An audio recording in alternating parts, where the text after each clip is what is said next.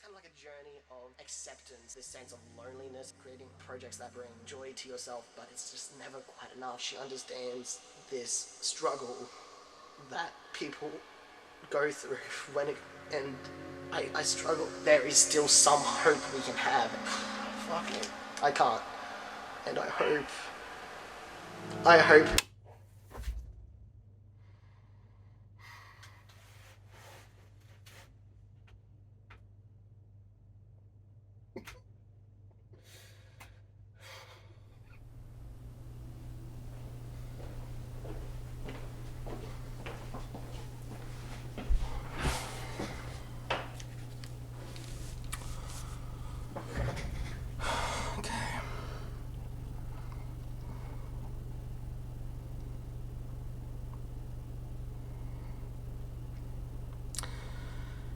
here we go. Okay, here we go, take two. 2021 has definitely been a busy year. It's been hell, for a lack of a better word. With this new onslaught of movies and this list, I just decided to focus on things that I like rather than dislike, mainly because I just don't want to fall into the trap of punching down on creators who are trying their hardest. And just to make one quick, low blow, shitty internet remark, it's not 2015 internet anymore. I'd rather move past that. That's not to say that I wouldn't be criticizing movies, of course. I will be talking about things that I like and dislike about movies, and just things that I think that could have been handled better. The idea of making a quick witty, this movie made me poopy is just really dull at this point. Geez, walking chairs? What's he in a hurry for? To get sit on? The only thing this game reminds me of is the massive shit I took earlier. There's just more to criticism than just low blow, snarky remarks. That being said, subjectivity is implied. I watched a lot of movies this year, and there are a lot of movies that I liked that aren't on this list. Not for any reason in particular, it's just one of those things where the spark inside me didn't ignite while watching it. These include movies like Encanto, Tick Tick Boom, Gunpowder Milkshake, Till Death, Summit of the Gods, Luca, The Mitchells vs. the Machines, Petite Maman, Britney vs. Spears. All of these movies are enjoyable in their own way. They just miss that oomph that I was looking for, that spark that makes me go, yes, I want to watch this again, or yes, I connect with this, or yes, this made me laugh, or yes, this gave me existential dread. Everything that I'm listing in this video today has touched me in some way, shape, or form. So here we go. Top movies 2021, shitty year, good movies, let's go. At number 40 and 39, we have a two-parter. Batman The Long Halloween, part 1 and 2. The DC animated movies are a mixed bag. A lot of them suffer from cheap or choppy animation. The Long Halloween is a story that I am not too familiar with, but the mystery behind it is something that kept me engaged throughout the entire runtime, throughout both movies. The fact that it is split into two parts does make it a tad bit bloated. I can easily see this being fit into maybe a little over 2 hours instead of it being, what, 2 90-minute movies? There were a lot of fantastic animation, specifically in the background. A very crisp and clean looking movie that manages to capture the griminess of Gotham. I enjoyed most of the performances throughout this. I know this is a controversial opinion, but I just wasn't really big on Troy Baker's Joker. He was trying that little bit too hard to come across as menacing, and it just comes across like that high schooler who cosplays as the Joker, baby, instead of actually just fully encompassing the character itself. So like the laughter itself comes across a little forced. That being said, I fucked with this movie so hard. At number 38, we have Godzilla vs. Kong, a movie that is so fucking dumb, it made the little child inside of my heart cry with happiness. The thing about every Godzilla era is the fact that the introduction to Godzilla is always super serious and super tied to its political leanings, and as each movie progresses, it becomes much goofier and sillier and embraces the campiness. The first entry in every Godzilla era is basically, human beings are the real monsters in war. Our weapons grow larger in scale, making us the harbingers of our own demise. There will only be destruction. There will only be death. This will be our downfall. I'm gonna shove a tree down that fucking lizard's mouth. This movie is so dumb and goofy and over the top with a very pastiche 80s aesthetic. It can be a little overbearing at times, especially with all of the intense neon lighting. This movie is self-aware enough to know exactly what it is. The movie introduces King Kong by having King Kong scratch his ass, waking up from a nap. Cinema has peaked. I wasn't a big fan of the Millie Bobby Brown side plot. It was reaching into childish goofy instead of just being big monkey versus big lizard goofy. I'm big on smashy, but I'm not so big on quippy. This movie is basically the equivalent of smashing Lego bricks together, just watching the destruction unfold. The issue that I had a lot though was that a lot of the time, the scale of these monsters wasn't really relevant, especially when it comes to the final battle, the titular Godzilla vs Kong fight. We are so used to seeing these two creatures fight that at one point we forget the fact that they are destroying cities because it just looks like it's just kids in the playground. That's not true with some of the other fight scenes. When Kong sees the jumping platforms he has ahead of him, it's non-stop childish explosions. You know, what more do you want from a movie like this? At number 37 we have There Is No Iron Threesome. This movie is a documentary about a filmmaker chronicling his relationship leading up to his wedding and just discussing their open relationship, and this movie has a very toxic relationship. I feel like the director knows about this. This movie works as a very open, self-reflective diary. Each party member knows about their insecurities and their flaws and how they're trying to overcome it, and they do it in various different ways, whether it be sexually or through their art. The thing with the documentary is you do not know what the outcome is going to be until you decide to finish shooting, and with this, the director very clearly does show an emotional growth that he's going through. In a way, it is not healthy, but it's human, and that's what I love about these type of movies. They show a human issue that certain people may experience, and though we as an outsider can look at it and say, no, this is bad, this is toxic, these type of scenarios and situations are what makes stories so unique and relevant. Following characters like these on their stories inspires this little element in me that makes me say, I can fix them. The toxicity comes as a kind of necessary human element. It's the same way I enjoy albums like Pinkerton, or the same way I enjoy movies like Taxi Driver. These are showing characters that are reprehensible, but to push them away and say, no, these people don't exist and these thought processes do not exist is just a very inhuman reaction. This movie is very open with how this director chooses to present his story. It's very scary because he's throwing himself on the line there. He's showing his warts and all. At number 36 we have Malignant, a horror movie that's so dumb. So dumb it brings me joy. It's from James Wan, the same director as the first Saw and the first Insidious movie. With that, he returns to his horror roots with Malignant. However, there's this big asterisk with that. Between Insidious and Saw, he worked on Aquaman, a movie that is simultaneously one of the best things we've ever seen and also one of the worst things I've ever seen. It is marvelous in that sense. It is so over the top and clean and slick, and he brings that style over into the horror field. It creates this very clean presentation that wouldn't necessarily work with a horror movie, but for one that's as ridiculous and over the top as this, it creates a fun time to say the least. This movie embraces campy horror schlock similar to that of Sam Raimi with his Evil Dead movies. It's just the sense of horror that I've kind of been missing. Something that's just over the top and goofy while still being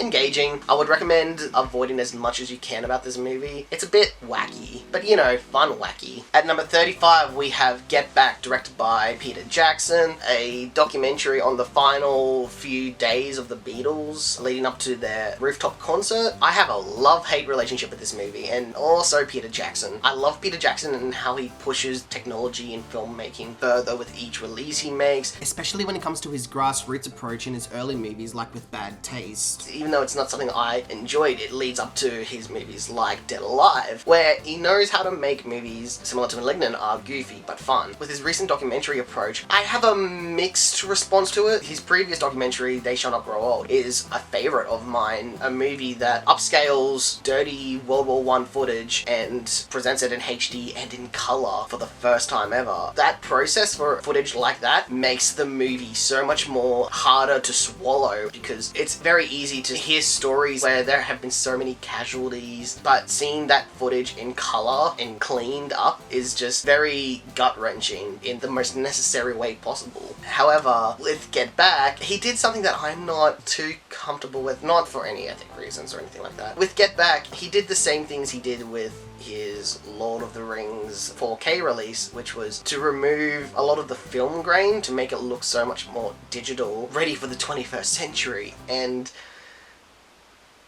I don't like it. This is definitely something a lot of people will consider a nitpick, but I don't give a damn. This is something that means a lot to me. In a lot of ways, the grain in a lot of these older movies is what makes these movies unique to their time period. Removing the grain removes its age, but it also makes it look so much more plasticky and fake. With the 4K release of The Lord of the Rings, the film stock that was used hit a lot of the issues with the CGI. Once that film grain is removed, everyone looks so much more plasticky, especially Legolas. The CGI just becomes so much more noticeable. It's easy to be taken out. With Get Back, the film does look a little too plasticky still, and that element really, to me anyway, it removes that historic depth. It makes it feel like this isn't a part of history and makes it feel like, okay, this is a Big Brother house that we are witnessing all this drama unfold. Get Back made me rethink about how much I actually do love They Shall Not Grow Old, because the technology has reached a point where upscaling and removing the dirt from all this older footage does make it more noticeable for the 21st century, it makes it easier to connect with. However, it does also remove its historical legacy, and it's a constant debate that's happening among film historians and restorations. When it comes to a movie like They Shall Not Grow Old, there isn't an overarching narrative. It is quite literally trying to introduce the idea of war to a 21st century audience. But with a movie like Get Back, it is trying to tell a narrative, and I think that is where my issues lie, because the movie is reshaping this historical timepiece to be much more modern and current instead of being of its time period. This is one of the most remarkable moments in music history. We should know that this is from that time period, and having all the grain digitally removed, it does make it look so much more modern, but it also does make it look so much more fake. The thing is though, I love the Beatles. I grew up with them in high school and they had a massive influence on me, especially when it comes to my musical appreciation. And there are elements about this that I really love, and I do think this is a good mini-series at the end of the day. The fly on the wall pastiche is something that really removes the idea of artistry that is necessary for aspiring artists to watch. We very often see the final product without seeing the turmoil that these artists go through. Seeing Paul work out a bass line for the song Get Back, as he's trying to figure it out, we have George strumming along, trying to figure out where the song is going, and then we cut to Ringo on the drums playing along. It's this beautiful encapsulation of the artistic process. These songs aren't just miraculously thought up on the spot. Like, as they are presented, they take a lot of time and effort and energy that is often overlooked. However, Peter Jackson manipulates the film in a way that overtells the story. As I was explaining, that beautiful build-up of creation, before we get to that, as Paul's working on his bass line, we have text saying, Paul is working on the song Get Back, which will be a lead single on the album. I understand listing, okay, this song is Get Back, this song is written by this person. That's the idea that we want to convey. However, what just happened with the inclusion of that text, it basically tells you the ending before we arrive to that. Seeing that artistic build-up is brilliant, but we're being told what the build-up is leading to before we actually see the build-up. The result is just, I don't know, it makes me feel like I'm not a fly on the wall and I'm like a god seeing the future. If you're knowledgeable on the chord progressions of the song like Get Back, you'll know where it's leading to. Seeing that build-up is what leads to a really enjoyable performance. This movie is being presented that gives a fly-on-the-wall perspective of what the Beatles were like in the recording studio, and that element is great. However, when we're given like just casual conversations as they're trying to figure out what to do in the future with their songs or their concert, there is so much over-editing, cutting to and from faces that for me, it just becomes a little bit too distracting. A lot of the time I just wanted to hold on to one person and just to take in their reactions. Like,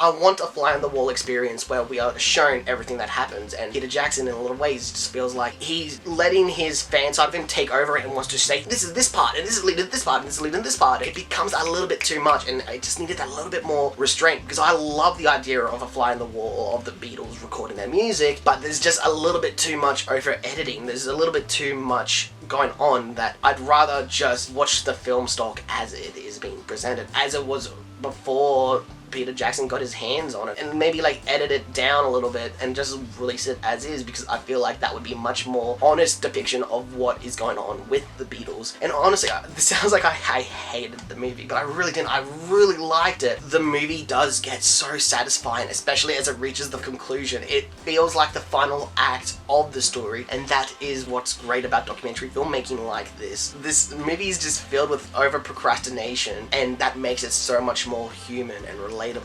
It removes this myth about artists and their artwork and how they miraculously came up with this idea without any extra thought process. These things are necessary for people who are working out their artistic visions. Even though Paul did dream of the song yesterday, translating the dream to reality is still a process in of itself. It's just one of those things where, to me, the movie could be a great or an excellent or a fantastic, a 10 out of 10, but it's being limited by all these different factors that just makes it frustrating for me. I still enjoyed it. I don't know, if a Blu-ray ever comes out of it, I'll definitely be picking it up.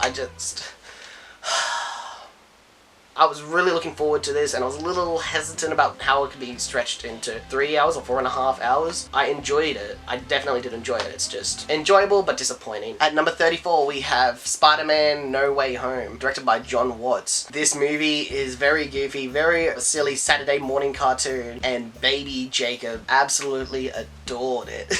It was kind of like Baby Jacob finally bonding with adult Jacob, finding a mixture of things that they both enjoyed, and just being like, they finally connected Inside Out style. It's easily the best Holland Spider-Man movie, especially in terms of directing. I would honestly argue that it is one of the better Marvel movies that uses its visual medium to actually communicate ideas instead of having the over-the-shoulder shot reverse shot, which is very common in a lot of these movies. Since the release of the movie, I have been hearing a lot of pushback against how it is still looking bland. But those new Spider-Man movies are directed by a guy named John Watts, who has absolutely no vision, the most generic. I think that's why Marvel likes him, because the Marvel movies have warped into just a factory, generic cookie-cutter movie factory.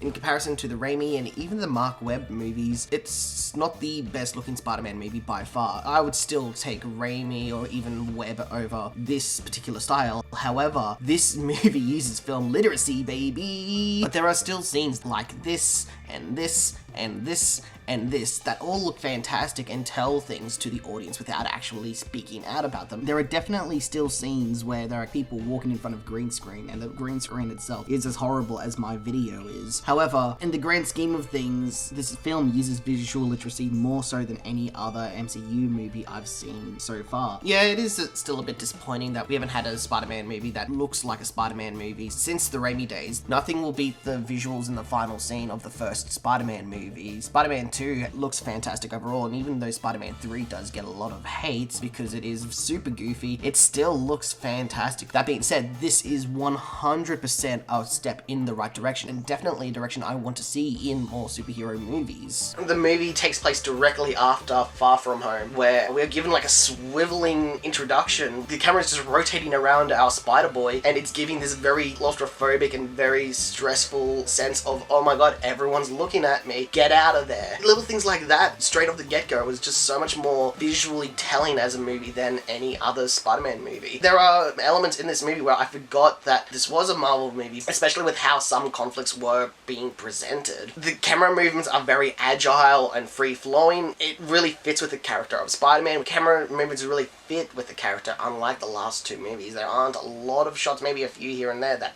fit with the idea. It's hard to talk about this movie without bringing up the plot. This movie is just filled with fun Saturday morning cartoon antics. I will mention though that I was not a fan of the plot contrivance that kicks the plot into action. It's just one of those things where I'm just not a fan of conflicts occurring because of a lack of communication, especially for people who should know better than this. The whole plot of the movie kickstarts because of a miscommunication between Doctor Strange and Spider-Man, and it's kind of like, I don't know, these characters have been presented in the past to be much smarter than that, and it just felt like we have to force a movie in somehow. Again, I really enjoy this at the end of the day. It still fits in with that Saturday morning cartoon plot. It just feels a little like... I'm not going to be talking about any plot points specifically that I dislike, but if you want to go into this movie without knowing anything, skip to this part, I guess. There are characters reintroduced into this movie from Sam Raimi universe, from the Mark Webb universe. They include people like Doc Ock, Electro, Sandman, and all of these characters are not the same people as the Sam Raimi characters. It's kind of like saying icing, different cake. The characters are so much more goofier and so much more Marvel-y. In some ways, I kind of like that that's the case, because even though I love goofy Willem Dafoe Goblin, I can't imagine his presence fitting as well with the Marvel prestige as it would if it wasn't hammed up a little, if it wasn't as goofy. And Willem Dafoe's performance in this was fantastic. Every character really hammed it up. It did bother me a little bit at some points, especially when they were referencing themselves, when we're introduced to Doc Ock and he says, "Peter, where's the experiment? The power of the sun in the palm of my hand." And it just feels a little too like... why wouldn't you call it the machine? It's a little bit over the line when it comes to fan service. A bit like, ooh, time to clap. It takes me out of the movie experience. That being said, when these characters do interact with each other outside of those little moments every now and then, it is fun, it is very charismatic. There is fan service in this movie, and the amount of fan service will be detrimental depending on who you ask. I can imagine it being too much for some people, but at the same time, it fits in with the idea of Spider-Man enough for me. I am at a crossroads though, because even though I did like this movie, I don't want to see more movies that are moving in this direction. Nostalgia is fine on its own, but once we're being fed things that are banking off of nostalgia, that's when it starts to become a little bit tiring and becomes a bit lazy. What makes this movie stand out from others, like, I don't know, Space Jam, is the fact that these characters are actually doing things. They are actually involved with the plot. They're not just background characters of properties that are just there in the background to flash in your face and say, yes, these people are there. These characters are actually doing things in service of the story. Because of that, I'm much more willing to forgive that than I am willing to forgive, I don't know, a Ready Player One, which are literally skins of characters for you to recognize as an audience. I can't deny the amount of fun I had watching this. This movie was just very fun, very engaging. The time flew by. I don't know, I'll probably watch it again in the future. I don't know when though, but yeah, we'll see. At number 33, we have Werewolves Within, directed by Josh Rubin. This is a very fun whodunit murder mystery, except instead of a murderer, it's a werewolf. Josh Rubin very clearly has a niche for early noughties, fun action comedies. It's one of those movies when we're watching the trailer, comedy looks a little,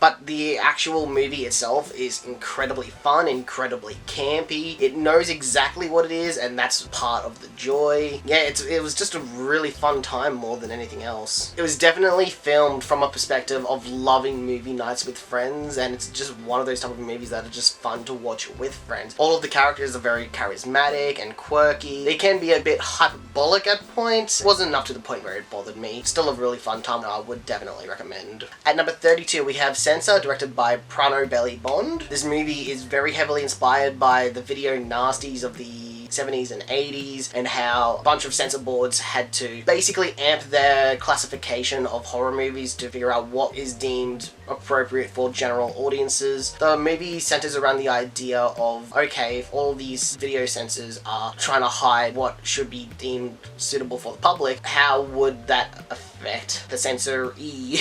There's not a lot I want to say about the movie. It's best to go in blind, but it is a fun horror movie. It is one of those movies that you would love if you do like those B-grade, C-grade horror movies from the 70s and 80s, while being its own little thing. I did have a few production issues, things looked a little cheap here and there, but also so that did kind of fit into the aesthetic. I would be looking at this director's future work. I am curious to see what they do in the future. At number 31, we have The Velvet Underground, directed by Todd Haynes. It's a documentary on the band with the same name, and the movie is presented in the same way Andy Warhol presents his art. This movie works as an homage to experimental art. It's very grimy, very late 60s New York art scene, and the movie is a documentary more so on that than it is the band and how it influenced the art scene of that time period. I did find it pretty engaging throughout. The only issue is that the Talking Heads presentation doesn't quite work with the Andy Warhol's experimentation. For half the movie it works great how they mix the two together, but when it does lean heavier on that Talking Heads style of documentation, it just doesn't quite work stylistically as well as it does for the rest of the movie. I did find the movie rather interesting. I would recommend it if you are interested in the band or the music scene of the time, or just how Lou Reed inspired a generation of music. I would recommend it for any music fan, basically. At number 30, we have No Time to Die, directed by Kari Koji Fukunaga, the final entry in the Daniel Craig James Bond universe, and this movie was just very fun. With such an intense production history, I'm honestly so surprised that this movie ended up being as great as it ended up being, with so many writers being tackled on board, including Phoebe Waller-Bridger of Fleabag fame taking the helm at one point. With each installment of the Craig Bond movies, the idea was to criticize Bond and to open it up and make him as human as possible, and this movie does work as a great final installment for the Craig era. The Hans Zimmer score was both grand and stylish. All of the action is so engaging. Very rarely does it do the extreme close-up, shaky hand cam, and a lot of the time it was very impactful with a lot of oomph. Anna de Armas was only in the movie for a short amount of time, but all of her scenes were very fun, they were very campy, they had so much character and charisma. If the rumors of her getting her spin-off is true, I am excited for it. Every performance landed. There were some great presentation choices. The movie does stumble a bit in the final act, some plot points being set up and not really paid off. The best part of any Bond movie is when he is stuck in a situation and he's got to try to figure out how to get out. Often the results are often very campy and over the top, but that's the joy in these type of movies. At number 29, we have The Hand of God, directed by Paolini Sorrentino, which is a sensationalized biopic of the director's life growing up in Italy. This movie is very beautifully shot. I liked the director's earlier work. I can't recommend this movie if you haven't seen his style before, only because the movie can be quite dreamlike is one word. It's more sensationalized. The worlds that he creates aren't necessarily grounded in reality, and that's kind of what I love about them, the fact that they're very fantasy-esque, kind of like a magical realism. This movie is playful with a loving core involving its family, while handling themes of existential threat and purpose. This movie has a lot of meandering, but it's very intentional. I'll most likely watch this movie again sometime in the future. Something about the atmosphere is just so inviting while willing to show its warts. At number 28, we have Drowning in Potential, directed by Joel Haver. Joel Haver is a YouTuber who makes some of my favorite comedic skits on the platform. He is known for videos like this and this and this. I love his approach to cinema, especially on platforms such as YouTube. He went on to say that he doesn't like where the industry is at the moment, because there's this idea of artistry and YouTube not making real movies, and the idea that no one can make a movie because they don't have the budget or the requirements. And so he went off to make an entirely improvisational movie. As soon as they had to spend any money on anything, they would find a way to work around it. The whole thing is improvised. You know, we kind of, the only thing we'd write is like what scenes we filmed, and then we'd like have to mentally connect the dots. This movie cost $0 to make, and this isn't one of those $0 that's actually $100,000 or $10,000. There's all these myths around filmmaking that I just want to address head on here. But okay, it was made for $0, no script, totally improvised, no crew. It was always just me and Dax. I have the same camera that I've had for 2 years to make all my shorts, and the same microphones, just these lavalier microphones, and that's all I use. I don't use any lights. I hate lighting. I just let stuff look how it actually looks in real life. Yeah, there's all these myths around filmmaking and how you're supposed to make movies, and they have to be laborious and they have to be expensive. I'm still doing it to make a point, and that's that this is a valid form of filmmaking. You can make a movie for $0 and it could look good, it could sound good. Filmmaking doesn't have to be tied to expense. It doesn't have to be this art form that is just intrinsically expensive as people treat it as it is. You know, people, like they say, I'm making a $0 movie. How much money are you spending on it? It's like, it's in the name. It's so ridiculous we say low budget when something costs $1 million. It's like, oh, that was only made for $1 million? When are you ever gonna see $1 million in your life? Quit that crap. Like, we need to... Yeah, Joel, you tell those Hollywood hacks. And the result is a movie that is very funny, very charming, but while also having a core idea of goals, wants, and needs as these characters struggle to live throughout LA and try to make it big in the industry. This movie is delightfully awkward. Joel Haber has nailed the idea of a social outcast at this point, not as someone who has charms as a social outcast, but more so someone who is so socially awkward but wants to have that loving relationship with others but struggles to do so. This movie is hilariously uncomfortable but still manages to be very relatable. Oh, what are you doing up there? What? What are you doing up there? I sit up here sometimes. Cool, cool. I have an idea. We should start a podcast. A podcast? Yeah. No.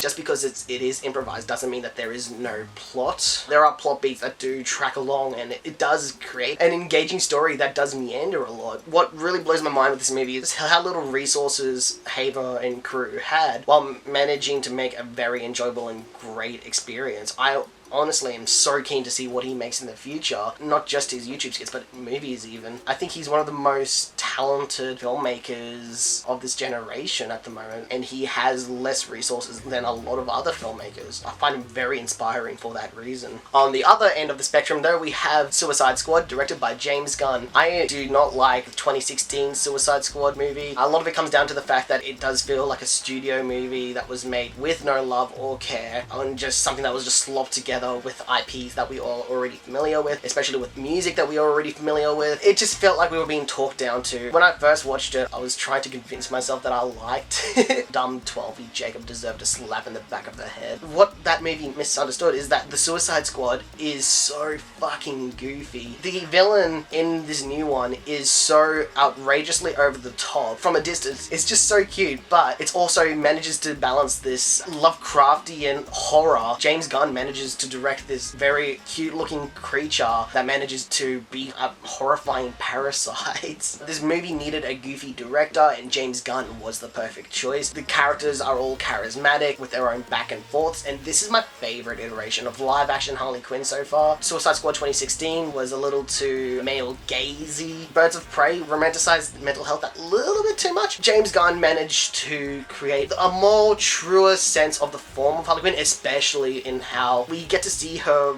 worldview without it being that too sensationalized. Even though the movie doesn't take itself too seriously, I wasn't a massive fan of the soundtrack. A lot of the soundtrack did have that booming rock score that made it sound like it was so much cooler than what it was. Obviously, I don't want it to have that goofy boom, boom, boom, boom tuba or anything playing, but it's just one of those things where, like, I could see what they were going for, and it was just that little bit too bland, generic AC/DC. It was a fast machine! You kept the motor clean! The best damn woman I've ever seen! And it was just, ugh. Also, whenever the action scenes and it did the whole heavy bass, I don't know, it just came across as like very lame. This is probably one of my favorite John Cena performances yet. I loved his role as Peacemaker. It was very funny. There are characters who die very early on in the movie, and because of that, it allows the rest of the movie to give off this very tense state. We don't know what to expect from these characters. We don't know what their outcomes will be, whether it be positive or negative. It created a very tense atmosphere that I've just been missing. At the end of the day, the director is having fun behind the camera, and that is what is needed to create a fun experience for the audience. You could tell that everyone on set was having fun with what they were making. Everyone was having a ball, kind of just digging about while engaging with their material. At number 26, we have Nitram, directed by Justin Kurzel. This movie is very uncomfortable. It's based on the true story of the lead up to the Port Arthur massacre. This movie was very uncomfortable in as many possible ways as it could be. I do believe that Kurzel handled this topic as efficiently as he could have. He doesn't glamorize the massacre in any way, and he does have a point with how he chooses to present the movie, going as far as to remove the killer's name from the movie, not glorifying his presence. I go into a lot of movies without knowing what it's about. I often just try to see the consensus and then watch it all unravel, and watching this unravel was very uncomfortable, especially as soon as the gears started clicking into, oh, this is where it is leading to. This is from the same director as Snowtown, another movie that's set in Australia based on horrible murders. It is definitely a step up, both in terms of directing, cinematography, and writing, but it's also a step up in terms of how this director is handling this material, because we do not want to sensationalize the murderer or the victims, but at the same time we don't want to glamorize it in any way. We don't want more of this to happen. The director definitely has a point with why he wants to tell the story. A little issue I have though is at the final text at the end. I don't like the use of introductory or epilogue text that sets up or explains the movie unless there is absolutely no other way to do it. An example would be like in Blade Runner, where the universe is so dense that the opening text explain the universe enough for anyone to see. A movie like Mummy has this text and it doesn't necessarily need it. We could have just picked up from what they were arguing from the opening scene. This is one of the worst case scenarios where we are shown all of the consequences of everyone's actions or lack thereof, and the director just chooses to tell us what we want to take away from the movie when we all already very clearly have our own takeaway. It's the difference between letting you, the audience, soak in everything around you and the director saying, no, this is how you're supposed to see it. It's the difference between allowing the audience to wallow in pity and the director pulling you out and saying, no, this could have all been avoided if blank. And that's the thing, trust the audience to pick up on this information. This movie is great. It's very unsettling, and it needs to be for a story like this. At number 25, we have Flea, directed by Jonas Poa Rasmussen. This is an animated documentary about a gay man trying to seek refuge. This movie has great color choices that really emphasize the environments around him. It's very comforting. We are seeing this character post everything that happened, and so that spark in your mind is like, okay, we know that he's okay. But as he's telling his story, you can very clearly tell that he has still not emotionally gotten over these events, and so because of that, we are going on this journey of self-reflection, and it's kind of like a journey of acceptance that this character has yet to go through. I love the animation where it was very cheap, very choppy, but with very smooth backgrounds and environmental elements. There are some locations that were used with a Super 8 camera to make it look as relatably human as possible while still reminiscing about the past in however way a positive light this character can look through, even though they went through a lot of horrible life experiences. It's one of those movies that are unique enough that come out once every now and then that I am so glad I watch, and I kind of want more people to watch because I know it'll ignite this element inside their heart. At number 24, we have The Rescue, directed by Elizabeth Chai Vasaheli and Jimmy Chin. The movie is a documentary on the Thailand soccer team who were trapped in the cave and what the rescue team had to go through to save them. There were reenactments of what happened in the cave, which looked very believable. I was surprised when I found that out because I thought this was like footage of what happened. There are some presentation choices, especially when it goes into things like graphic charts to show the geography of the location, that looked a little too cheap for me, but this movie is very tense. A lot of it comes down to the sound choices that were made. There are lots of very hollow rhythmic choices similar to that of sound bouncing off of caves, a lot of reverb allowing room for notes to just sustain for as long as possible. It's just one of those movies that are just like really intense. There were just lots of scenes that were just very claustrophobic. Even though I knew the outcome, it still managed to hook me in, and I know that's a sign of a great movie to me. At number 23, we have Lamb, directed by Valdemar Johansson. This movie is a very slow burn. It tells the tale of a mother looking after their child.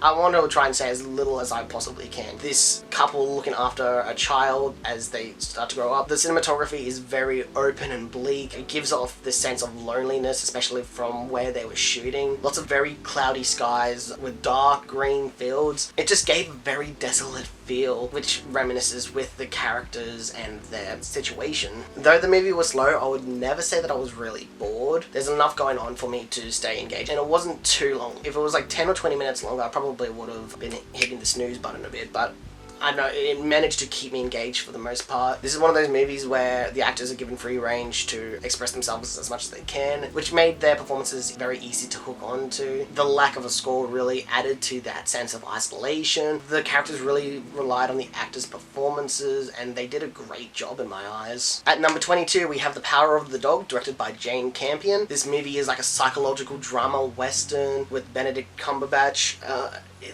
This is one of those movies that I don't want to say too much about, because allowing those puzzle pieces to really click in together is part of the experience. This movie deals with a lot of very subtle sexual tension. The score by Johnny Greenwood is great. It's very uncomfortable. A little reminiscent of The Phantom Thread. His score was just very hauntingly mesmerizing, which is definitely the idea we want to go for with this movie. This movie had great presentation and blocking choices, and I can just see this movie getting better on rewatches. At number 21, we have Pig, directed by Michael Sarnowski. This movie involves Nicolas Cage trying to find a pig that someone stole from him, and this movie's great.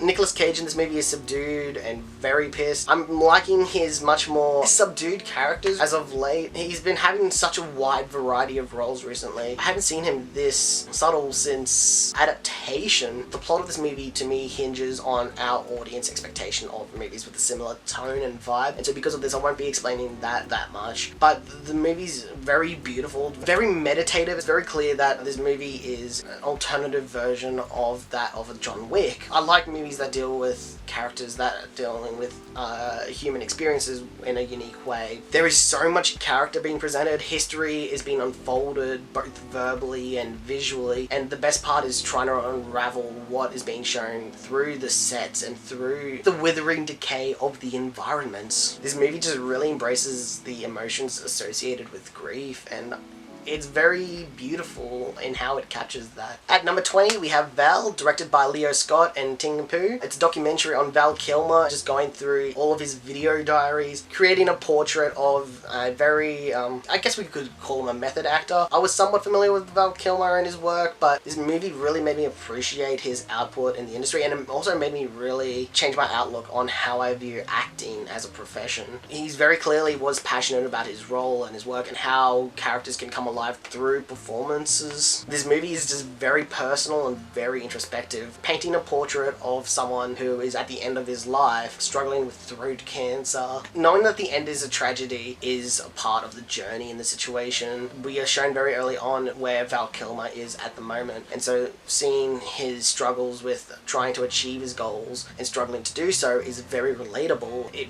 reeled me in, and I was really glad I ended up watching this. I would recommend this movie for anyone who has any interest in theatre. This movie was just introspective enough for me to really appreciate art in its very different formats. Okay, I wasn't expecting this to be on the list, but at number 19 we have Happier Than Ever, directed by Patrick Osborne and Spy Kids director himself, Robert Rodriguez. You're scared of me. Why do you care for me? When we all fall asleep, where do we go? This is a Billie Eilish concert doc with an orchestral performance of her most recent album, Happier Than Ever. I don't know if I'd call myself a fan of Billie Eilish. I wasn't a big fan of Where Do We Go When We Fall Asleep, because a lot of it just came to me as a little, too edgy, but with Happier Than Ever, that maturity comes in full force. Billie has managed to make every element about her performance even grander, reflecting on herself and her impact on the entertainment industry. The result of that is just something that's just much more human and much more reflective of who she is, and that's just what I was looking for out of her performances. And this movie highlights that. The orchestral arrangements of these songs are fantastic. They were really engaging because it was shot during COVID. There is no audience, which allowed the camera to sweep along and get shots that would otherwise be impossible. Concert docs are very reliant on whether or not you like the music beforehand. This is a good introduction to Billie Eilish as a whole because you understand who she is and how she performs and how she feels about her music while still giving a very visually and auditorially engaging cinema experience. I wasn't a big fan of the 3D models used. It felt a little too Xbox Kinect cheapy. There was just very crisp sound mixing, sound design that just made everything sound very smooth while still having that Eilish flair. I really enjoyed this. It's what made me really appreciate Billie Eilish as an artist much more. And honestly, I was just really excited for another Rodriguez joint. At number 18, we have Wheel of Fortune and Fantasy, directed by Ryusuke Hamaguchi. This movie is just 3 different short stories about actions and consequences and how love interacts with those things. This movie is just a great introduction to the director. He has a way of creating these stories with these characters where you struggle to understand the point until much later on, and by the time you reach that point, you're hooked because you want to know what these characters are going to do next, whether it be their self-destructive tendencies or trying to understand what are they hiding, how are their gears turning. This movie is very dialogue heavy. I liked 2/3 of the stories being told. I liked the idea of the final story, except it just didn't quite click with me as much as I wanted it to. Not for any reason in particular. It just didn't have that spark as much as it did for the others, but I still did like the idea of it and where it went. I wasn't a big fan of the production design, but this movie is reliant so heavily on the dialogue and the characters and how they interact with each other. It didn't bother me that much because those characters are so engaging. Their conflicts are so unique to themselves that I just wanted to know what are they going to do in these situations. At number 17, we have Come On, Come On, directed by Mike Mills. This movie, it was kind of like a warm hug between an uncle and his nephew. This movie, it mixes both documentary and fictional storytelling, with Walking Phoenix documenting these kids, these real deep existential questions just to see how they react, and then building the story and the script around that. When you think about the future, how do you imagine it'll be? What will stay with you? And what will you forget? How will your city change? Will families be the same? It's just about an uncle looking after their nephew while their mum and dad are away, sorting out their family troubles. I don't know, like, this movie is just so homely. The child actor is so great that I'm kind of bummed that he hasn't been getting a lot of recognition as much as he should. This movie is hard to talk about because there's just something at its core that is so wholesome and homely and heartwarming while managing to handle all of this existential threat. At number 16, we have another Hamaguchi joint. He's mad! And that's Drive My Car. This movie is being nominated for Best Picture at the moment at the Oscars. It's a 3-hour long movie about someone driving a director around. This movie deals with grief and loss and existentialism. What a common theme over the last 10 movies I talked about. You know, similar to Green Book, but good. This movie is a very slow burn. It just allows time to soak in the dialogue and the sets. The production design and the sets are much better than this director's earlier movie, Wheel of Fortune and Fantasy. Ironically, the characters in this do not have a lot of drive, but it does make sense thematically. This is just the type of movie that gets much better on rewatches. There's not a lot I really do want to say because it is the type of movie that it's best to watch and let the characters unravel themselves. You get to know more about who they are and the struggles that they're going through, and the way that they slowly unravel is part of the enjoyment. I did feel the runtime at points, but I don't think it was a bad time by any means. I'm excited to watch it again. I just know this movie will get better on rewatches, and that's what I'm excited for. He's gone. At number 15, we have The Beta Test, directed by Jim Cummings and PJ McCabe. This is a great, really fun mystery comedy on toxic masculinity. The story just revolves around a man who's on his way to get married, but then he receives a letter about a secret admirer who wants to meet up at a hotel. It's a very grim portrait of Hollywood, and the most appropriate place for it to come out of is the indie scene. There's been a lot of movies recently where Hollywood comes across as attacking Hollywood, but often they're just perpetuating the same type of ideas without actually changing anything. You know, it's the Deadpool thing of saying, hey, that's just bad writing, without actually doing anything about it. Jim Cummings has been a very interesting writer-director to me. He's been going crazy on Twitter recently about how much he loves the film industry, but how much he he's annoyed about how certain elements are perceived to create a good film, quote unquote, especially about how people often complain about films without actually even trying to make films. This movie is not one of his best movies, but it's still pretty great. It's engaging throughout. With each release he makes, he manages to prove himself just a little bit in terms of directing. He's starting to lean away from the very rich character core that was relevant in Thunder Road. That being said, the script in this is so tight, the editing is fantastic, it moves at a brisk pace. Jim Cummings again plays a character who's very socially awkward, but like his other performances, he uses this awkwardness as a form of anger and lashes out on other people, never looking at himself and more so blaming society. In this movie, Cummings instead uses his masculinity to justify his emotional outbreaks and his self-destructive tendencies. All of the characters in this are reprehensible, but they're so enjoyable. I love this movie. I don't know if it will get a wider release, but I sure as hell am going to be recommending it to everyone. Jesus Christ. At number 14, we have Licorice Pizza, directed by Paul Thomas Anderson. This is a very good progression from The Phantom Thread. A very understandable progression, though I do much prefer that earlier movie. This movie does build off of that idea of problematic relationships coming together to work things out, and it creates this psychological character study that I find both engaging and interesting. I do not believe that Paul Thomas Anderson is treating these characters as romantic. As much as the discourse surrounding this movie has been brought up, especially surrounding the age gap, I don't believe that Paul Thomas Anderson is showing that this is a good thing. Gary in this movie is showing to be very self-destructive and very on the spot and energetic, whereas Alana is showing to be much more older and trying to figure out what she wants to do with her life, which goes against Gary's perspective. These two characters are bouncing off of each other in such a way that it creates a very realistic portrait of what it's like to have these crushes that are unstable, but it's that longing for it. The movie is so nostalgic with how it chooses to present itself, whether it be with the costumes or the set design, but especially so in the cinematography. The film stock used is very grainy and very 70s, but it also allows the background lighting to leer in front of all the characters, allows the light to loom over them, kind of like a dreamy aesthetic. Paul Thomas Anderson in his recent years has been making movies that allows you to see the cogs turning slowly inside each character's minds. We see how they interact with one another, allowing us to soak in what they are thinking. Because of that, I don't believe that anyone's going to walk away with a singular idea of what these characters are doing and thinking, and that's what I love about it. We slowly see what makes these characters tick. It just creates a very honest depiction of that initial reaction when you have a crush of, okay, what are the right actions for us to do? What do I see in this relationship? Paul Thomas Anderson makes movies that are made for rewatches. Each time I rewatch one of his movies, I gather more information. I just soak in much more. Not just the idea that he's presenting, but more so understand the characters more and why they act the way they do. This movie basically shows the difference in reaction between a high schooler and someone who's in their mid-20s. These two characters have different life experiences, but there is a bond for one another, a longing for one another. One wants maturity, whereas the other one wants youth. It's kind of like the yin and yang to this dynamic. I don't believe it's supposed to be seen as cute, but at the same time, I know that Paul Thomas Anderson doesn't care what I believe it is. He's presenting a story that he felt like he had to tell, and I just found it very engaging and very interesting. The soundtrack and the score set the 70s aesthetic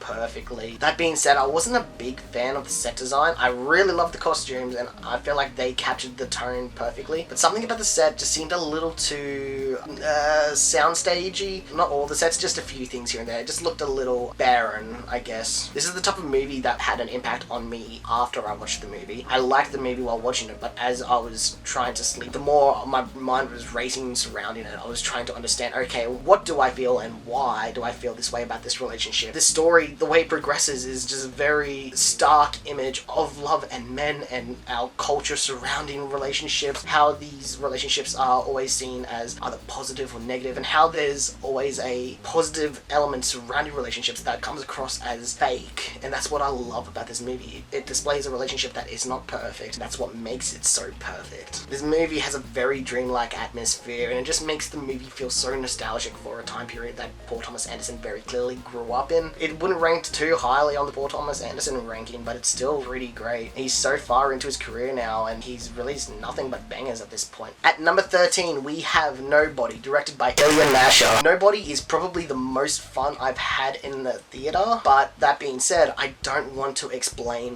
why. Every time I've talked to people who have seen this movie, they explained what they've heard about the movie, and from what I've seen, that kind of ruined the expectation. A part of the joy for me was because of that element I mentioned earlier, where I just try to avoid as much as I can going in and let the movie overtake me. Nobody is great to me because it tells a very tongue-in-cheek story about somebody who is a nobody who suffers from a home invasion and tries to deal with the consequences of that. Even though that sounds like a dark topic matter, it's from the writer of John Wick, but has a director that is so tongue-in-cheek that turns this concept and makes it so funny and so charming with very tight editing, very fast pacing. The movie just gets so much better with the rewatches, with setups that are set so early on in the movie that by the time they come back, you're like, yes, that is perfect. There are certain presentation choices in this movie that aren't very common in action movies, but the way that they're presented just makes it so much more engaging and uses the visual medium to its full advantage. This movie is very self-aware that embraces the absurdity while still presenting a story that still hits a very action-orientated beat. Bob Odenkirk was absolutely fantastic in this. He went from doing very goofy sketch comedy to being Saul Goodman, and he kind of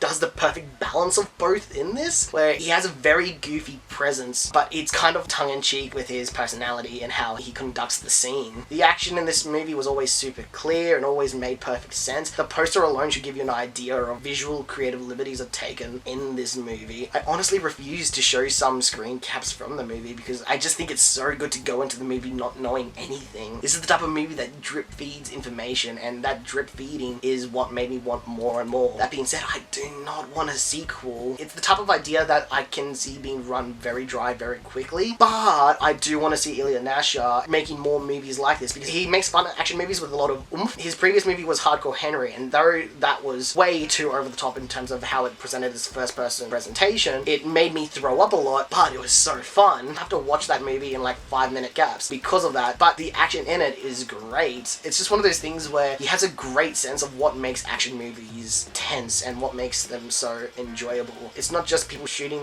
guns or throwing fists, it's the creativity of how they reach from A to B. How much damage does each party take? Is this person actually in danger? He juggles it so effectively. Man, I'm so excited for what he releases in the future. At number 12, we have Judas and the Black Messiah, directed by Shaka King. The story follows a very historically rewritten time period with the Black Panther Party, specifically during the Reagan administration. This movie just hinges on so many fantastic performances by Lakeith Stanfield and Daniel Kaluuya.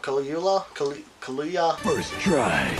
It's one of those movies that's just so hard to take your eyes off the screen. You know, casual corruption is fun, you know. The pacing was consistently moving and it never lets go. It's bolstered up by this score that's just so horrific. It's kind of like a call to arms or an alarm. What makes this movie enjoyable is its use of dramatic irony, as we as the audience know who the snitch is in this situation, who the mole is, who in this case is Judas, watching them trying to justify their presence similar to that of a Black Klansman, but just much more intense, and it creates a much more vigorous approach to the storytelling. At number 11, we have a movie that will top a lot of lists, which is Inside by Bo Burnham. I don't want to say too much about it. A lot of what I love about this is how Burnham manages to experiment with stand-up comedy. He's experimenting with ways that we can tell comedy and how we can tell stories reflecting comedy. We have the macro level, which is just him reflecting on his presence as a comedian and how his mental health is deteriorating. But on the micro level, we are dealing with how comedy can be used to influence others. We are going inside Burnham's perspective, going inside Burnham's mental health deterioration. Just not a lot about this movie that I don't want to repeat from what other people are saying. Bo Burnham is the type of person that I've been following for years now. I love all of his stand-up. I love his directorial debut, 8th Grade, with passion. There's a part of me that says he's very nihilistic about what's to come. But with that nihilism comes hope. The idea of content as being that content, not just a distraction, is a very understandable take to have, especially considering COVID and how we consumed that content, whether it be news journalism or memes or videos on Facebook or YouTube or Netflix. It's treated as content and not as an art piece or an expression of self. And Burnham is turning this idea of content into an expression of his self-reflection. I love the music in this. It's all very crisp and very well produced. It's very catchy. The only issue I would have with it is the fact that songs like White Woman's Instagram comes across as a little too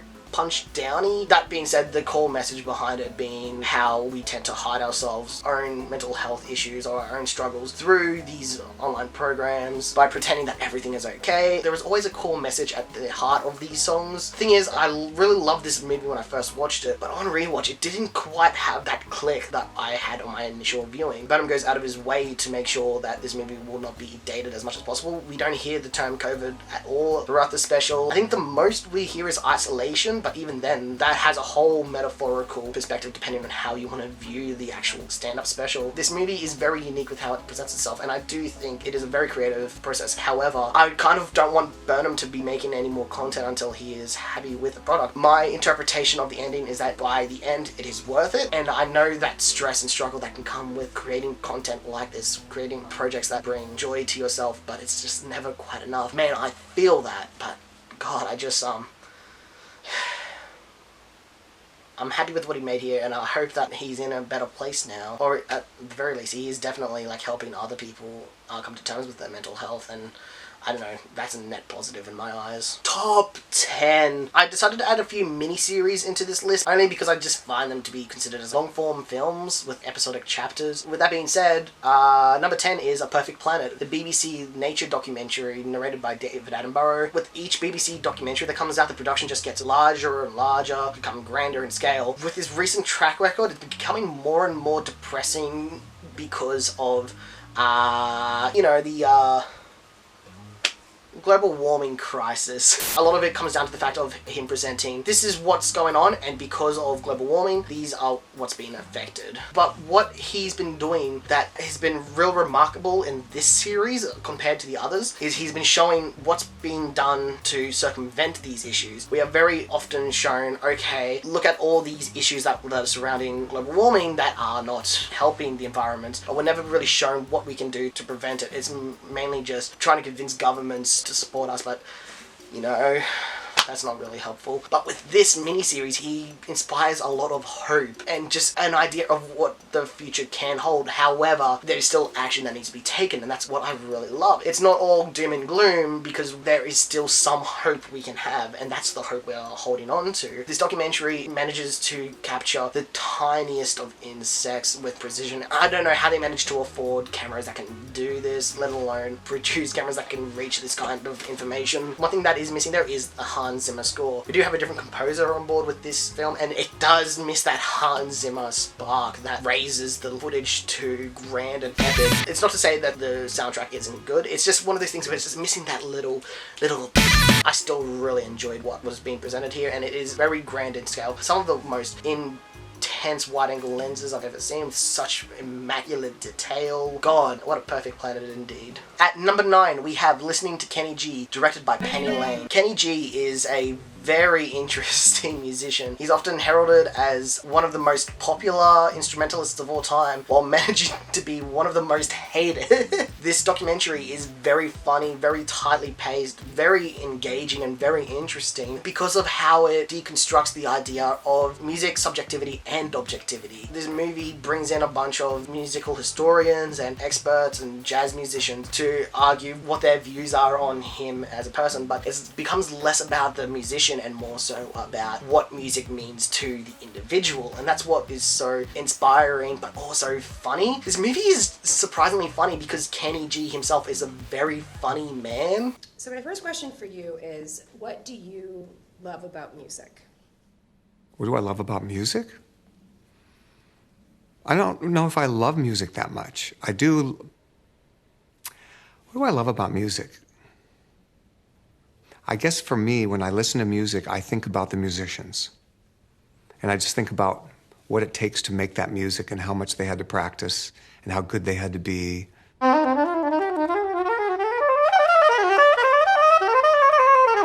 I practice every day, 3 hours every day. Could I practice 2? Probably.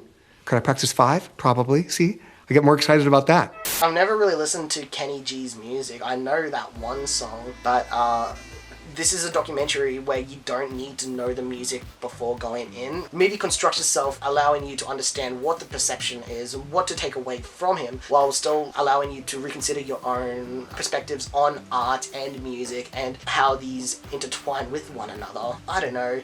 Interpreting art from a purely objective perspective is just very robotic to me. Without that subjectivity, it doesn't become human. It's not to say that there aren't objective elements in art, of course, but this movie just really attacks that idea of subjectivity versus objectivity. At the end of the day, it doesn't really matter. One of the funniest things about this movie is the fact that the director came out and said that she hated Kenny G's music before making the movie, and that's what inspired the documentary. And that shows it's not just a movie about Kenny G, it's just a movie about the love of music and why we feel that way. I feel like every musician should watch this movie at least once. It's very inspiring. After watching it, it encouraged me to work on my list video more than I did for any other movie I watched this year. At number 8, we have The Worst Person in the World, directed by Joachim Trier. This is a very interesting character study of a narcissistic person. It's very funny, but what makes the movie so engaging is how it's edited and how it's paced. It's split into 12 chapters and an epilogue, with each chapter giving a slightly different presentation choice while still having the director's specific flair. It's kind of like, this is the director making a comedy sketch, and this is that same director making a drug trip scene, and this is that same director making a scene about love, and this is that same director dealing with a scene about grief. This is a character that we are understanding through different chapters of their life, and how we understand that character becomes so much more relatable and so much more engaging than any other character study I've seen in a long time. The movie has a title I don't like that much, mainly because of how broad and how hyperbolic it is, but at the same time, that's kind of the charm of the movie. It's kind of like how there are days in our lives when we feel like we are the worst person in the world, and yeah, that's this movie. It's this character who we are following who feels like they're the worst person in the world because of their self-destructive tendencies. Seeing their self-destructive tendencies is very human and very relatable. It's similar to that of something like a BoJack Horseman, without someone reaching the point where they're actually destroying their career. It's just more so destroying their relationships and their personal lives. This movie has a very homey score. It feels like a warm hug in some ways. It's one of those movies that I feel like I'll be watching in the future whenever I feel alone or depressed in the world, because the movie knows what it feels like to be running, to be struggling to pay off your debts, or looking for those relationships that you know you have ruined but you want to hold on to for whatever reasons. This movie understands all that, and that's the beauty with the creation here. This movie has a great sense of aimlessness as the character struggles to understand their own life, and that's what makes it so relatable. God, the movie is so beautifully shot as well. It's the type of thing where the movie does look cheap, but with the cinematography, you kind of don't notice, because it manages to make the character look so grand in scale. There are scenes that were definitely shot during COVID, and I feel like that kind of amplified it, where this character is standing alone, taking in as much as they can, with no one around them, and that kind of elevated what we're being presented. There are a lot of scenes where there isn't a lot of dialogue, and we're just reading the characters' faces, and they're some of the best scenes in the movie, because we get to see how are these characters reacting to what is being shown. They're given ample opportunity to just act. I love cog-turning movies. This is one of those other movies where I say I can fix them. At number 7, we have an Edgar Wright movie. Not that one, it's the Sparks Brothers. This movie is a documentary on Edgar Wright's favourite band, Sparks, and this movie got me into that band as well. With music docs, there is this presupposed idea that the documentary is being made for fans. The hard part is to reel in people who are not fans. This movie is so enjoyable because of Edgar Wright's editing style and his flair. Frequently asked questions about Sparks. Who are Sparks? We are Sparks. Are you identical twins? We are not identical twins. Are you brothers? We are brothers. How did you first meet? We are brothers.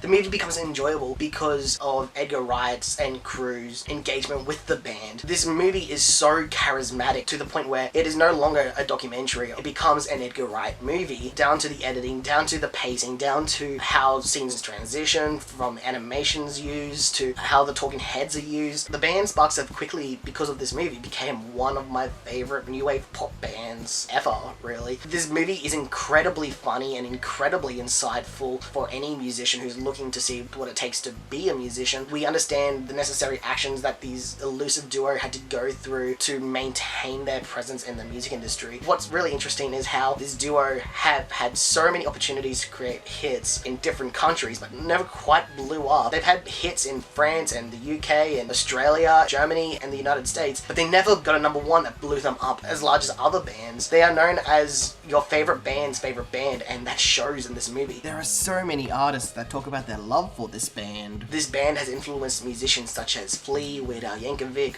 Beck, New Order, Vince Clarke, Andy Bell, Bjork, Sonic Youth, Duran Duran, and many more. This movie is long at 2.5 hours, but it moves at such a brisk pace and tells the story of the band that manages to be so engaging. There are just constant creative presentation choices that keep shifting while still managing to create one unique flair. This movie offers many different voices and perspectives from a range of different talking heads. The most engaging element of this movie, though, is Edgar Wright's love for the band. It's one of those examples where the enthusiasm breeds charisma. It's like watching someone talk about what they love and being engaged with why they love that product. People will want to go to it because you're passionate about it, and people love what other people are passionate about. I really loved this movie, and it made me really love the band. If you're interested in checking out the band, check out the album Angst My Pants. It has a baller album art. It has the best introduction to the style, the songs they make, and the humor that they carry with them. Edgar Wright is the perfect director for this band, and I'm so happy this movie exists. At number 6, we have a miniseries that leads up to the January 6th. What a coincidence! Q, Into the Storm, directed by Cullen Hoback. This miniseries is a documentary of QAnon and the internet and how certain events led up to the January 6th insurrection. It is terrifying and very frustrating. The draw of this miniseries is the idea of trying to figure out who is QAnon, but at its core, this miniseries just shows just how the internet can very, very, very easily manipulate others, and just shows how certain people can just easily be divided by anecdotal stories. It can be very funny, but at the same time, with that humor comes horror. This miniseries is incredibly anger-inducing. It is so riveting. A lot of it comes down to the pacing. The pacing of the series is quick and constant. With the production of a HBO miniseries, there is so much at play here that I'm surprised at how much footage actually ended up coming out. This miniseries shows the effects of unmitigated free speech on communities and how it encourages toxicity. A lot of the individuals that are being interviewed are very fascinating people, even if they are very gross socially. A lot of them have very narcissistic, gross personalities, basically in terms of how they treat others, whether it be minorities or women or people of color, just anyone really that's not themselves or white. One thing that's really frustrated me about the series is its use of memes. Not necessarily how it shows memes were presented in message boards such as 4chan and 8chan, but more so how it uses memes within its presentation. When I saw it in the show, I thought, wow, this is just a lame meme used on 4chan, but then the realization dawned that it was actually the director making a lame meme for the show. It came across less as a HBO miniseries and more so as a YouTube poop, which can be fine, but using a 2007 I'm on a boat meme in 2021 is just kind of lame. What makes this so riveting though is seeing how these communities interact with each other and how they justify their use of these platforms. How do you deal with being on 8chan as Christians? That's a good well, point, thank too. God my wife is not on 8chan. I've seen some of and I've explained to her about there's pornographic stuff there. There's gore, violence, like literal graphic stuff. Like they post, there's child porn on there? Well, they pull that down. They pull down anything that's illegal, but it gets posted all the time. Really? Yeah. I didn't know that. I've never heard that before. That's troublesome. I just told her basically what was on there, and she kind of went, oh, okay. Okay, yes, I trust you. I don't want to see it, but I trust you. And that's why I'm so thankful to God, because I have a wife that trusts me when, I'm dealing with this kind of evil sickness. Yes. This miniseries introduces itself as we are going to try to identify who Q is, and it becomes less about that and just more about what these platforms have done socially for other people. It is buck wild. Jesus Christ. This miniseries is also the first time I've seen hentai and yiff on a HBO miniseries. It's breaking new ground! At number 5, we have Summer of Soul, directed by Questlove. This is a concert doc about a free soul festival that was playing at the same time as Woodstock, and where one was much more wild and has much more damage. This other concert, the Summer of Soul one, it was kind of like buried underground because of its affiliations with the Black Panther Party. And the music itself is very livid, very expressionful.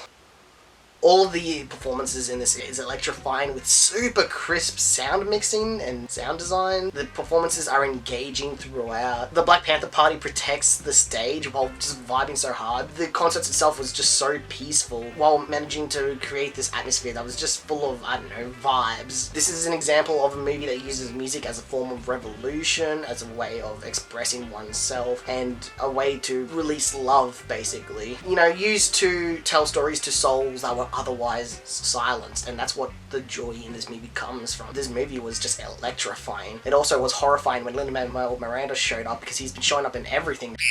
At number 4, we have The Green Knight, directed by David Lowery. The Green Knight is based on the Arthurian tale of the same name, about a knight who knows he's going to die within a year. And basically, how is he going to overcome this situation? Starring Dev Patel in one of his best performances yet, this movie is an existential, meditative, slow burn dread fest. This is one of the most intense movies I've seen all year. The preparation for death itself is a terrifying concept. Every shot in this movie is so meticulously crafted. It is easily one of the best looking movies I've seen this year, if not the best looking one. Every shot in this movie is like an homage to classic paintings of the same period. It's filled with rich, terrifying visuals, visually horrifying in a megalophobic sense, or in some Leviathan sense as well. A lot of the characters have so much detail on them, whether it be in their performances or within their set design or their costumes, that scream with this layer of fear that they're trying to hide, kind of in like a masculine sense of trying to hide their fear, because I don't know, men aren't supposed to be scared, we're men! This movie is an epic in every sense of the word. There's so much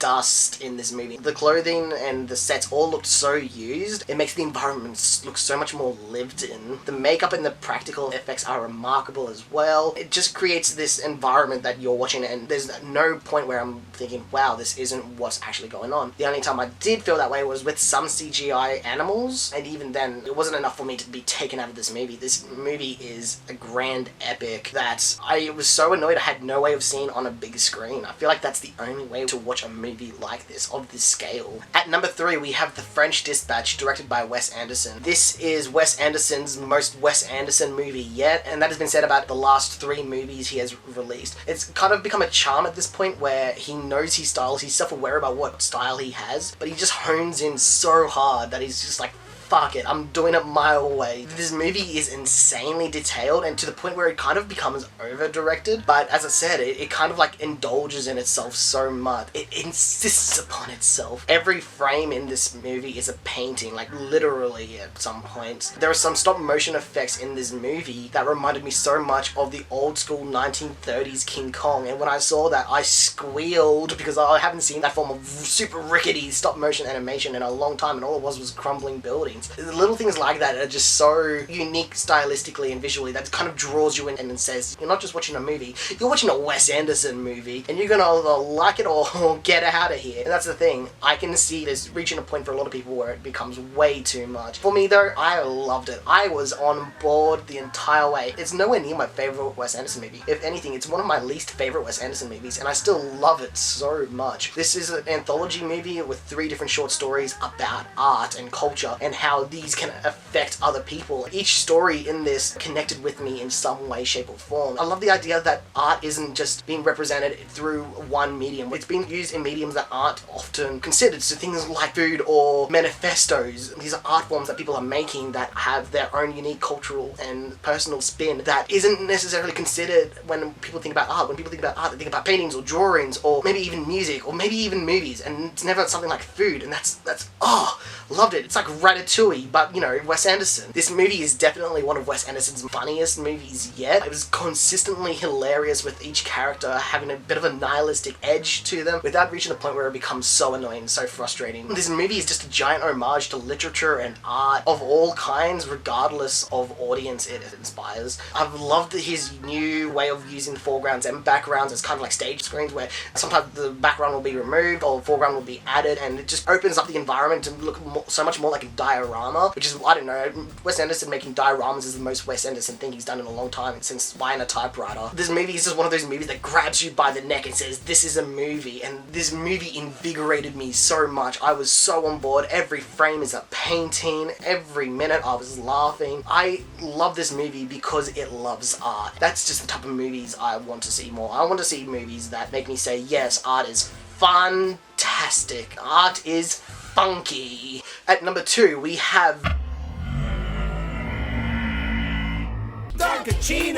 Dune, directed by Denis Villeneuve. French-Canadian boy is back. Another sci-fi epic, another grand adventure. I love this man. He never misses. Every release he's been releasing so far just gets grander and bigger and better, and I'm just so happy this man exists. This movie has some of the best use of sound, some of the best visuals I've seen in a long time. The movie was made to see on a big screen, and I saw it at home because I'm a fucking twat. This is a grand epic in every sense of the word. I hadn't felt this way about a movie since Lord of the Rings, and I came into Lord of the Rings close. I had no nostalgia for it at all. So when I did watch Lord of the Rings, I was like, wow, this is a grand epic in terms of scale, in terms of set, in terms of story. Well, the story's really plain, but that's besides the point. It's less about the story, and it's just more about the environment, the sets design, the costumes, the sound, the music. Everything surrounding the movie is so grand in scale, so epic. Unlike Godzilla vs. Kong, which I explained before, the scale of everything is so large and grand that whenever something wrong does happen to anything involved, it's kind of like, oh no, they're fucked. How are they going to get out of this? Oh my god, the fucking worm. It's respected like a god. There's this element of worship that surrounds the worm, and it is something that the characters must fear, but it's a fucking giant worm, and it must be respected. It asks for you to respect it. I love this movie so fucking much. This world just feels so lived in. All of the ships, the costumes, it just paints a world that is just so believable. It leaps off the screen and says, join us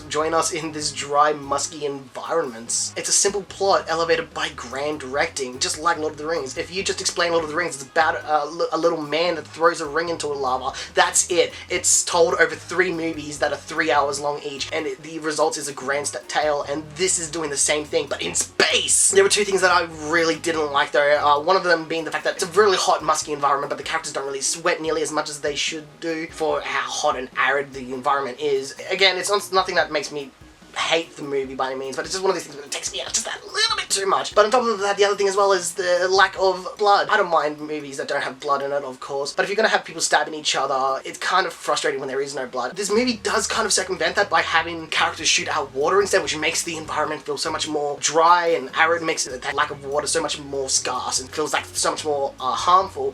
But it's like one of those things where it's like, yeah, there should be some blood there. That was a bit violent. That wouldn't have been bloodless. I don't know.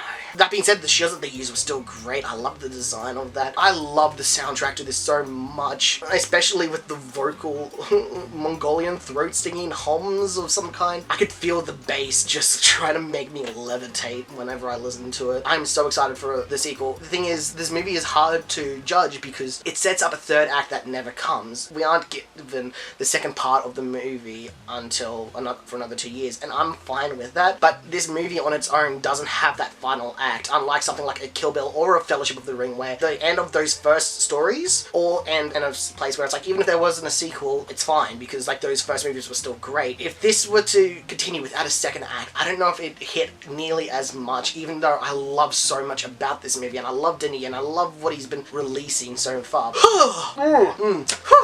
I love this movie so much, and I'm keen for the future. Oh, my throat's sore after that.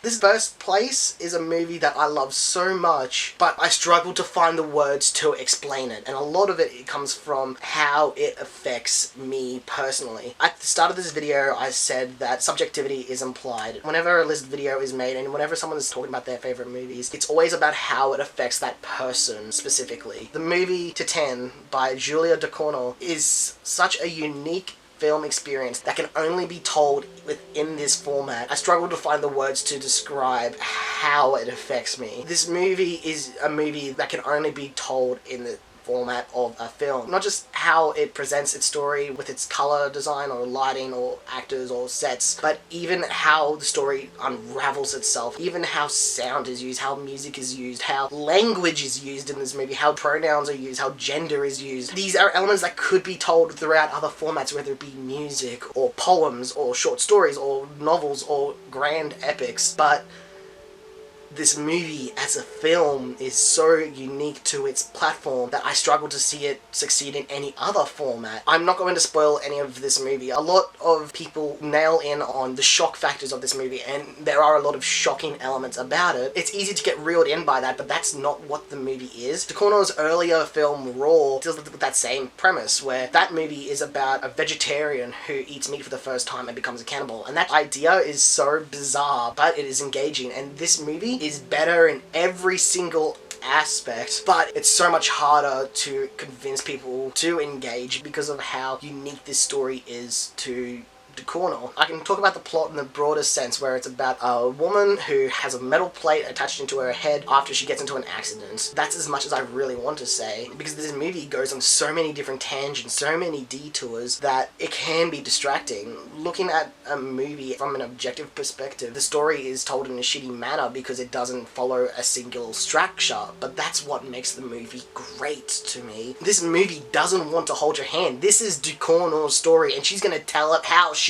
wants to. That's her goal, and that's what she's going to do with a story like this. DeCorno has gone on to say that her style is inspired by directors like Cronenberg and writers like Mary Shelley. That element is present, but it's less about the gore and the skin and more so what's underneath it. The way this movie handles that soul elements of humanity is so unique that it can only be told in a movie like this. This is the most dreamlike movie I've seen all year, with how the camera lingers behind characters as we follow them through their destructive behaviors. The movie can be a bit vague, but with that vagueness comes with that personal affiliation. How do we connect with this character? Why are they doing these things that are so morally reprehensible, but I can't turn away? This character has a complete 180 shift. Why is that the case? And that's the thing, I don't see this movie connecting with anyone, and I don't think DeCorno wanted to make a movie that connected with everyone. Doing that would remove all elements of singularity. This movie can be very vague at points, and I know a lot of people will find that frustrating, but I love it. You're never given the answers to life's most mysterious problems. Why should you expect a movie to give you these answers? This movie is vague enough for you to piece the puzzle pieces together yourself. The director has faith in you, the audience, to put the puzzle pieces together for yourself and to build your own Lego creation. Let yourself come to your own conclusions. It'd be wrong to say that this movie isn't an emotional roller coaster. This movie tackles topics such as gender expressionism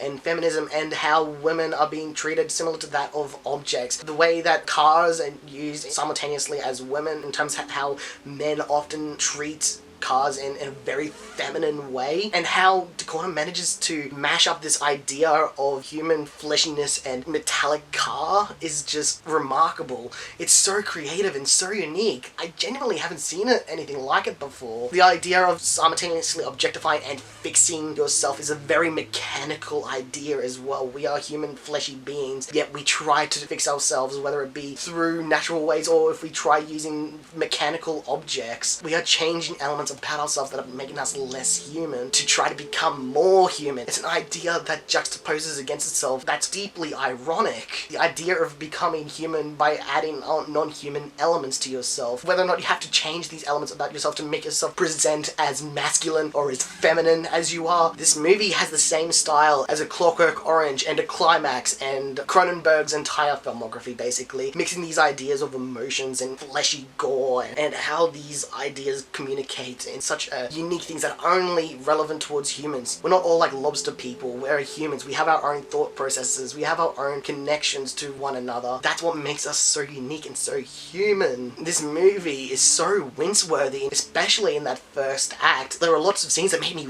wince so hard just from what actions were happening on the screen. Ducournau knows how to get under your skin and rip yourself apart. This movie is so much tighter than Raw in every conceivable way. It's much better directing. There's so much going on, and Ducournau has a presence behind the camera that she reels you in and says, this is my movie, we're watching it my way. This movie is extremely violent, literally and metaphorically. This movie has some of the best sound design I've ever seen that can only be seen loud on a home theater or with the loudest possible system you have. The sound gets under your skin the way Ducournau really wants it to. But most importantly, this movie is the most unique form of expression of gender that I've seen in a long time. This movie understands what it's like to express yourself and how we try to fix ourselves to make ourselves more feminine or more masculine, or how you're not treated the right way because you're not obtaining this same sense of masculinity. You want to be a man, you gotta get into a fight, you gotta mosh hard, you gotta listen to a hard metal. If you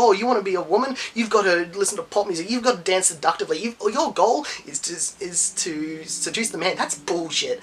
This movie understands that, and I don't know how I don't know what it says about me, but I love that I'm asking these questions. I love the fact that it's getting me to answer these questions about myself. What does it mean to me as a man? I'm comfortable with my gender, Am I comfortable with my expression? Definitely not, and this movie manages to get me to understand that. And it involves a psychopathic killer who fucks a car. This movie is phenomenal, and